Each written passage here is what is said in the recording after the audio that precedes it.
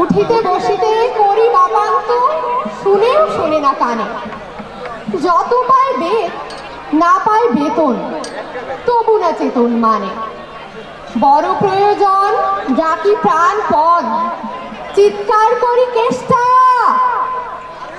যত করি তারা নাহি পাই সারা, খুঁজে ফিরি সারা দেশটা।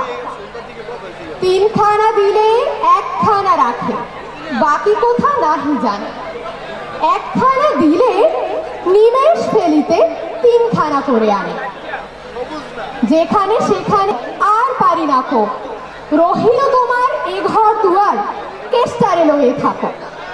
না মানে শাসন অসন আসন, বাসন অসন যত, কোথা কি গেল শুধু টাকাগুলো যেতেছে জলের মতো।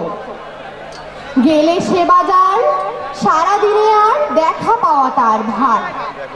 করিলে চেষ্টা, চেষ্টা ছাড়া কি ভৃত্য মেলে না।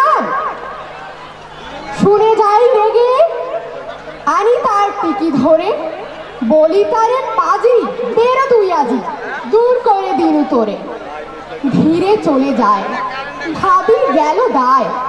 পরদিনে উঠে দেখি, হুকাটি বাড়ায়ে রয়েছে দাঁড়ায়, বেটা বুদ্ধির ঢেকি। প্রসন্ন মুখ, নাহি কোনো দুঃখ, অতি অকাতর চিত্ত। ছাড়ালে ছাড়ে না, কি করিব তারে, মোর পুরাতন ভৃত্য। ধন্যবাদ সবাইকে। ছোট্ট কারেকশন দিয়ে কথা বলা শুরু করি। আমি আসলে অধ্যাপক না, আমি সহকারী অধ্যাপক। আমার অধ্যাপক হতে আরও দুটো প্রমোশন পেতে হবে। আজকে এই মাঠে যারা উপবিষ্ট আছেন, বসে আছেন, এবং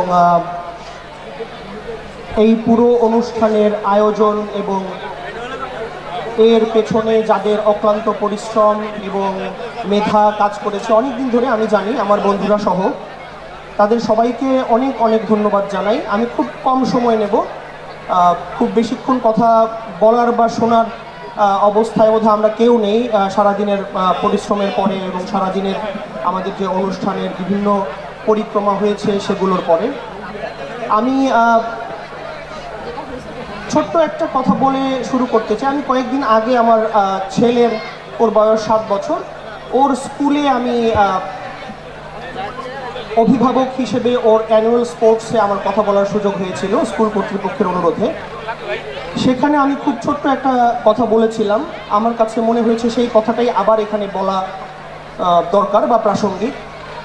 আমি আমার ছেলের স্কুলের শিক্ষকদেরকে বলেছিলাম যে